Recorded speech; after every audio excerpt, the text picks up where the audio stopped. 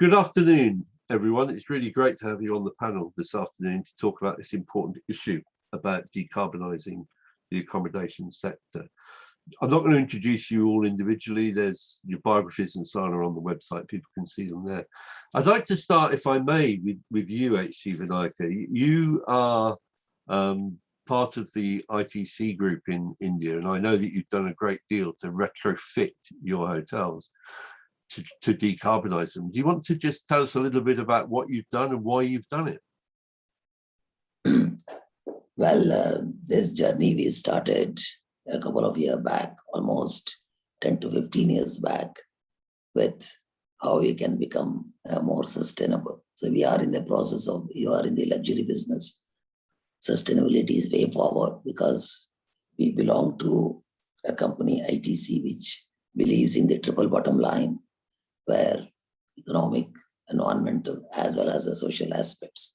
So being an hotel division of this great company, and we are in a luxury, we thought of how we can imbibe sustainability into it, and we coined the word responsible luxury. So we had to be responsible as well as we has to give the luxury services. With this in mind, we started the journey, and also we did how to recognize. We get a major recognitions. So we selected LEED as the platform, that is the leadership in environmental and energy design. So LEED, that's platforms we chose. And having chosen that, we have retrofitted all our existing buildings, currently about 18 number, and the new buildings into LEED Platinum standards. Having achieved this about a couple of years back, we thought, what is the road ahead? Then we worked on how to make each of these buildings a net zero. So there is a thing called LEED Zero Carbon recognition or the certifications. We imbibed that, and we started as a pilot about last years. One of the hotels, ITC Windsor, so it has become the first hotel in India as well as in the world getting the recognition of the LEED Zero Carbon recognitions. So that is the one. Now, having achieved this, our aim is to have other 18 buildings to retrofit to the LEED Zero Carbon things. So we actually concentrated both on the supply as well as the demand side, how to minimize it. And as far as the demand is concerned, how to make the entire hotel to more efficient, both in terms of the energy, water, and the waste. All the three elements, how to become efficient. We worked on it. And from the supply side, how to become a zero. Zero is a very fancy word. Say that. And in a hotel, the footprint is quite small. So when I'm using the energy, how it can become a self-sustainable. So we thought of having an offset by means of having our own renewable energy farms. In our case, we did mostly by the wind farms. We had purchased the land adjacent to the hotel, a couple of kilometers away, built a wind farm. Whatever the energy we produce, we fed to the grid. From the grid, we are taking back to the usage. So that is how we did. Currently in ITC Windsor, about almost more than 90% of the energy comes from the wind farms. We have taken all the scope 1, 2, and 3. Based on that, what are the energy consumptions and how we are going to offset by our own self-owned wind farms. So that is how we... Ask you, may I just interrupt and ask you, does this make business sense for your hotel group? Has this been a business decision, or is it being driven by a commitment to being green? It's a both, because when I said first, we believe in the triple bottom line. We are in the business, definitely we have to be profitable. Having said that, profit is not the only aim. It has to be a responsible on an environmental thing and also the social. So based on this trip in the triangles, I mean, 3 elements of it, we worked on it. The decision, the business decision is today, any new building we build or any building we manage or the retrofit, it has to comply with all the 3 elements. So that is how we actually imbibed this. Can I ask you then, do you think the business has reduced its profitability significantly by this commitment, or has it added to your success as a company in business terms? No. Yes, there is 2 elements to it. The initial capital investment may be a little high to start with, but today the energy cost, what these hotels are paying, is much, much lesser compared to the other, our brother hotels, what they are paying. That is the biggest things, because the running cost has tremendously reduced. Yes, but in terms of the return on the investment, yes, it will be a 5 to 6 years return on the investment, which is not a bad things. Yeah. And yes, it is a profitable. It is about the thing. Initial, it will be a little higher, but for the running cost, it will be much, much economical. Just before I go on to Eric, can I just ask, do you think it's improved the competitive advantage of your group of hotels? Absolutely. Today, 57% of our energy comes from the renewables. I'm talking about the entire group. When we are having about 22 our own properties, 57% of energy comes from renewables. We have our own wind farms, and definitely the energy cost has reduced, substantially. Do your clients appreciate it, do you think? Are they aware of it? Does it make a difference? See, when we are seeing the buzzword is the responsible luxuries. We are in the business of luxury. But the clients, what we are communicating or even they are encouraging is that, yes, when you are using our hotels, your carbon footprint is much, much less. So you don't, because you don't worry about how we are managing it. These are all the various things, how we do it. And in the same times, you are not increasing the footprint. So that is where even the clients, nowadays many queries in the social medias, voice overs, and even in the print and etc. There are many clients who questions when you are saying this, how you have achieved it. Please show us the proof, because they are also demanding. It is not like greenwash. It is the actual thing, what is happening on the ground. So they are very, very appreciative, and also they're encouraging. So good. Let me come on then, Eric, to you, because we've heard a lot from HC Vinayaka about the retrofitting, and obviously that's the more expensive solution. Most of your work, I think, is at the other end, isn't it? It's about talking about new builds and developing new hotels. But what's been your experience with this? Have you found the investors receptive? Yes, because sorry, can we go on to Eric? Eric, Eric, please. Yeah. Okay. But you answer better than I could, but because actually my job is mostly talking, not implementing like HC. So yeah, is there interest? Definitely now. There's interest, there's awareness, there's discussion, but definitely not enough, and that's what needs to change in the next few years. So are significant numbers of hotels still being built which are not being built with carbon as one of the big issues? Definitely. This is the systemic problem.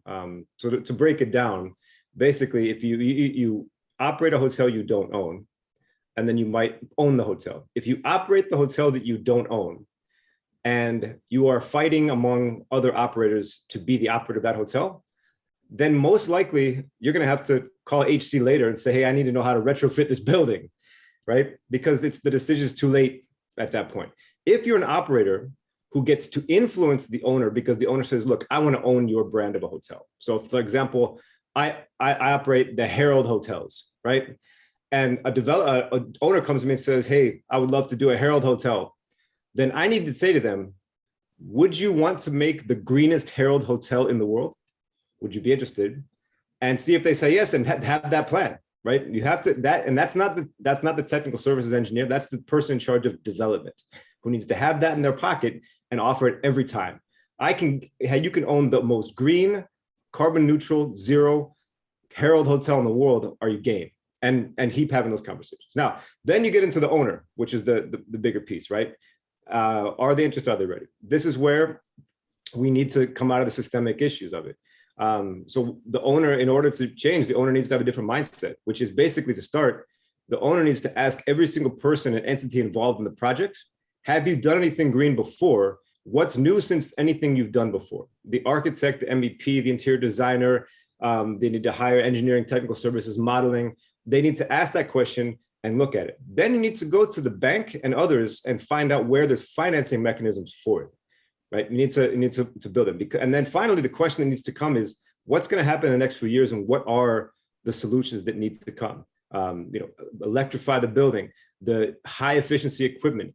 Is there a possibility to put on renewables on the roof, off-site, in a farm like HC they do? That question needs to be asked and all the possibilities need to be explored. The biggest problem is who the person or the entity developing, owning the hotel is not asking any of those questions and investigating until it's too late, because one, they're used to doing things the way they were. Two, they don't realize this like wave tsunami of pressure that's coming their way on it from investors and clients. And then a lot of times we're getting hotel owners coming to us now saying, yes, I went to the bank to get a loan and they told me I needed to do something about green hotels and ESG. What do I do? Like, you should have asked this question before you went to the bank, So anyway, so that's where more needs to be done, definitely. Eric, one of the things which many things I don't understand about the world we live in, but many, and as I get older, they get more. But what I really don't understand is why somebody would build a hotel now, this year, or start building one this year, with a high carbon budget built into it, given what we have to expect will happen over the lifetime of that hotel. Inconvenient. Do you understand it? Do you understand why people are doing this? I mean, I don't understand finance that well, but I do understand the inconvenient truth, which is real estate appreciates over time. So I can build a hotel and then in 5-10 years, it's going to be worth more because the real estate and the land value appreciated. And then if I built an inefficient hotel, the person or the entity buying that hotel is going to say, you know what, this hotel was built inefficiently. I can go in, swoop in, put some money in, retrofit it, and then improve the asset value and sell it later. And that's the cycle. And that's the cyclical problem we need to break. And yet retrofitting is more expensive than putting in at the beginning when you first build the hotel, isn't it? So it still doesn't make sense to me. Is the issue, sorry, just to maybe sharpen the question a bit, is the issue the fact that often it is built by somebody who's not going to operate it? Nah, it could or could be. I'll let HC delve more into it, but really the key is that it's in the owner's interest to build the cheapest hotel possible because they minimize their upfront and then they maximize the return on investment later. So sorry, HC. HC, be interested to hear your view on this. Because, just to interject here, sorry. See, we have an experience of F hotels which are 20 years old, and later we started on how to retrofit it. Retrofitting is, when you do a retrofitting, it is not an original. So we actually work how to, because if there is a chiller plant or the pipeline already has been laid, very less I can change. Only we have to do is how to retrofit it without disturbing the existing guest. It is a very, very tough task because we did a retrofitting of about 8 to 9 hotels to bring it to the more energy efficient when we are embarking that platinum level certifications. So it is a major work. But yes, after that, we have built about 5 or 6 new hotels. When we are building a new hotel, we did it to the standards. It is much easier, much cheaper, and less of that the tensions. So that is absolutely. But the thing is that owners, yes, we also manage a few hotels. When we are discussing with the owner with an open-minded, saying that yes, more owners, what they want definitely, apart from the other things, a green credentials, they also want return on their investments. And what is my initial first investments? And who are my bankers who are going to support me? So you have to educate them, but when you educate them with the proper logic and give them an assurance, in next 5 years, your hotel, whatever you are invested, it will be a free, your energy will be free. So he is building an asset for next 25, 30, 40 years. So I don't know in the West or in Singapore and those markets, but in India, the awareness is increasing. Now they have started asking. Yeah. And they have started comparing an efficient hotel with an inefficient hotels and why that my hotel energy bill is high compared to XYZ. So that is a very, very encouraging sign. Great. Claire, could I maybe come to you next and ask you for your perspective from the Sustainable Hospitality Alliance? Because you've got most of the big brands which don't own their hotels. They operate them for other people. They're not the owners. Is this where the core of the problem is from your perspective? Yes, I think there's, as Eric mentioned earlier, there's a very complex value chain in the industry. You've got the franchise hotels, you've got owners, you've got operators, all sorts of different players within the game. And I think there's a disconnect, between the fact that the management company will take on a hotel and they don't know how long they're going to have it for, so they won't necessarily invest. Owners are sometimes are in it to kind of, as Eric mentioned, upgrade the building and move it on. So, they will do a certain amount. But at the Alliance, we did some work last year on the business case and try to kind of bring together all the different pieces and look at what role the different players within the industry need to play. And I think there does need to be a lot more alignment and conversation between the different people in the value chain to really make sure that we are working together and looking at all sides of decarbonising. So looking at the building itself and how that is built and upgraded, but also how it's operated and ensuring the people within the building know how to use the equipment that's there, because sometimes you can have fantastic equipment, but if it's not used correctly, you're not going to see the carbon benefits that you should be. And then also engaging the staff within the hotels on kind of the behavioural side of things in general. So I think there's a couple of different ways that it needs to be approached to bring everyone together. Just for a minute to pursue the behavioural change part of this agenda, because in some ways that's the cheapest way to reduce your carbon, isn't it? Both with the guests and with your own staff. And obviously one of the problems in hotels is you do get quite high staff turnover in some parts of the world. Means you've got a constant re-education and training program issue with staff about how to use the equipment and the aircon. I'm tired of going into a hotel room and finding the TV on telling me who I am and the temperature down at a level likely to make me ill. That's all a misunderstanding probably of what the guest expects. Do you have much optimism for changing behaviour on, given that that's the easiest way to do it initially? Yes, I think partially because everybody, out there in the world is getting more interested. So I think people are starting to think more about what they're doing anyway. So when they go to work, they will be thinking, oh, how can I do this? They'll also be much more interested in what their company is doing and more receptive to the messaging. I think there is the opportunity to kind of use technology in some instances to almost take that away. So using BMSs and kind of smart rooms, smart controls a bit more to make sure that, a room is only being heated or air conditioned if it's occupied, or, using occupancy sensors and systems like that to really kind of reap the benefits, and then coming in with behaviour change for those bits that can't be managed that way. One of my other concerns, thanks very much, Claire. One of my other concerns, Eric, is that increasingly we hear people talking about net zero, which worries me enormously. As an airline based in Europe, which has just recently talked about making all its flights, I think they use the language carbon neutral, net zero. It doesn't matter, it's implying the same thing. And they're basically saying it's about the price of a cup of coffee to make one of their flights net zero. This is a great disincentive, it seems to me, for investment in the kind of things that you and HC Vinayaka have been talking about. How do you see the net zero argument? Oh, funny you should ask, Harold. We've just released for stakeholder comments a hotel industry net zero methodology that we're planning to launch formally end of this month or November, for this reason, which is net zero is an ambitious concept.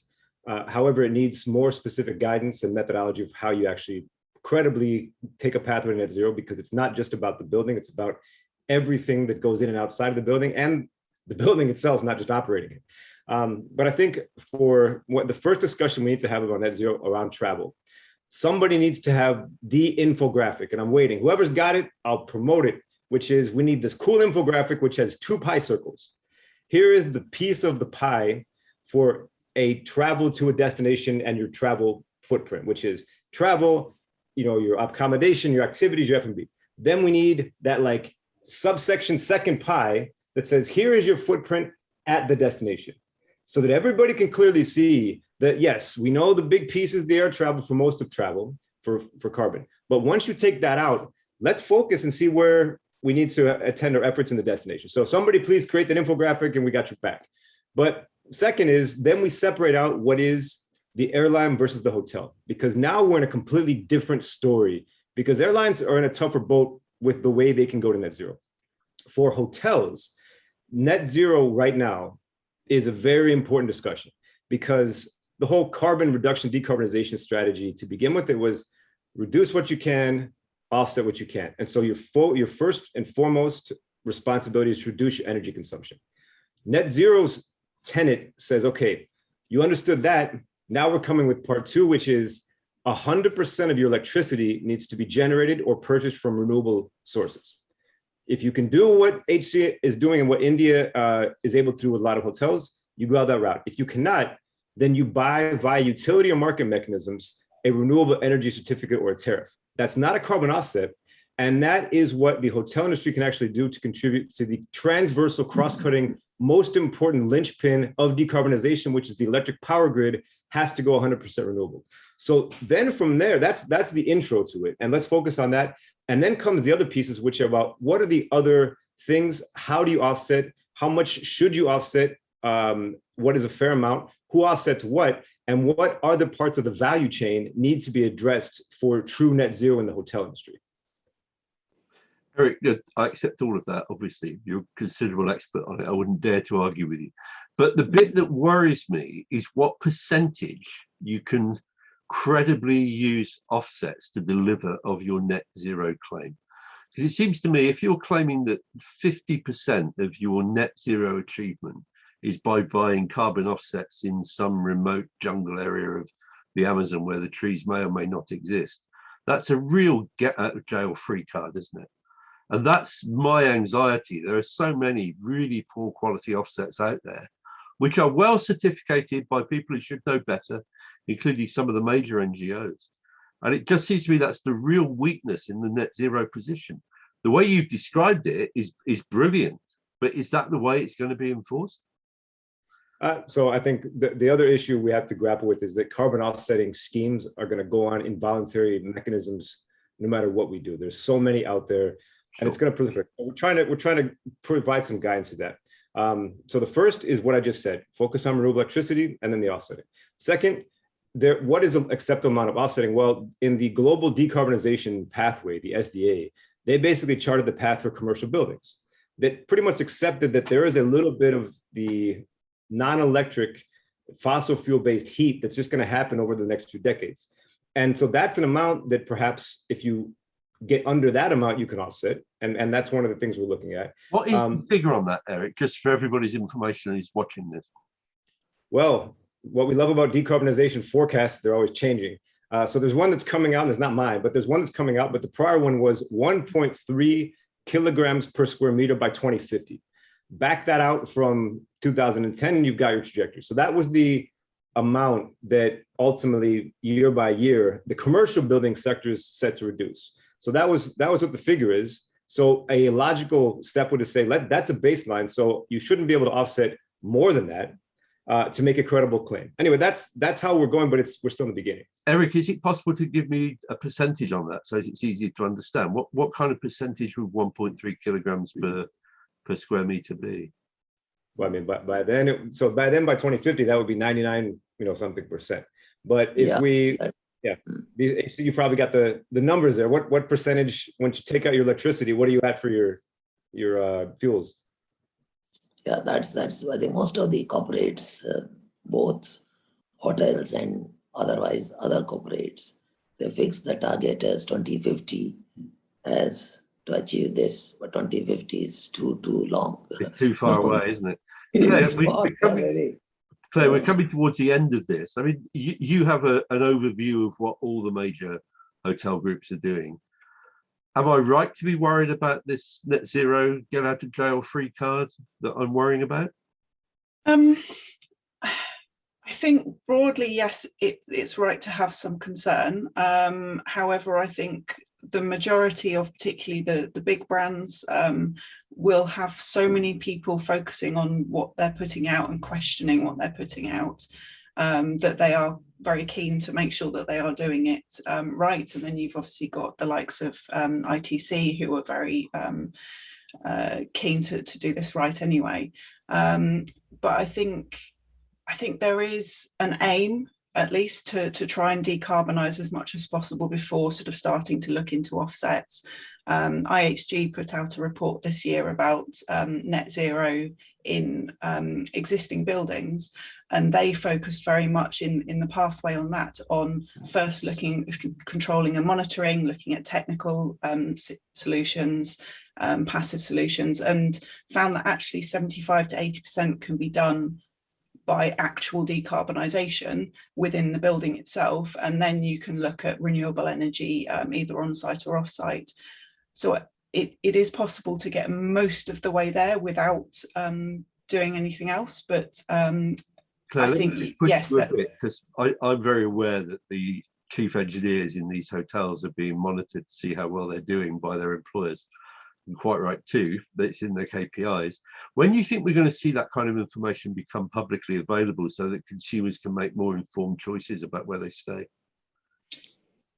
There are a lot of people working on it at the moment. I think the issue that the organisations that are working on it are having is that they're trying to take all of this complex information about sustainability as a whole, not just the energy side, and filter it down into something which is easy to understand by the consumer, at which point you almost lose the oomph of it. You're starting to get into, oh, they're just five green stars or whatever it might be, but what does that actually mean? So it's being worked on, but I think it's a little way off until we get something that really helps consumers to understand and make a decision. Can I we're coming to the end now. Can I thank you all for your contribution, and maybe end with one comment and a hope, Eric? I hope your work really pays off quickly, because it seems to me that what you're doing with this net zero agenda is critically important if we're not just going to get a lot of greenwashing using net zero. And the other thing I wanted to point out is this is the first discussion I've heard in the hospitality industry where people have talked about the fact that hotels are just commercial buildings which are subject to the same rules as other commercial buildings in the national jurisdictions within which they operate. And I think in travel and tourism, we too often forget that hotels are very similar to large office blocks and come under the same regulatory frameworks at the national level that all commercial buildings do. But thank you very much, guys. That's been a really interesting conversation. I hope the people watching it this afternoon enjoy it too. Very much appreciated for your time. And as I've said, your biographies are on the website alongside this video.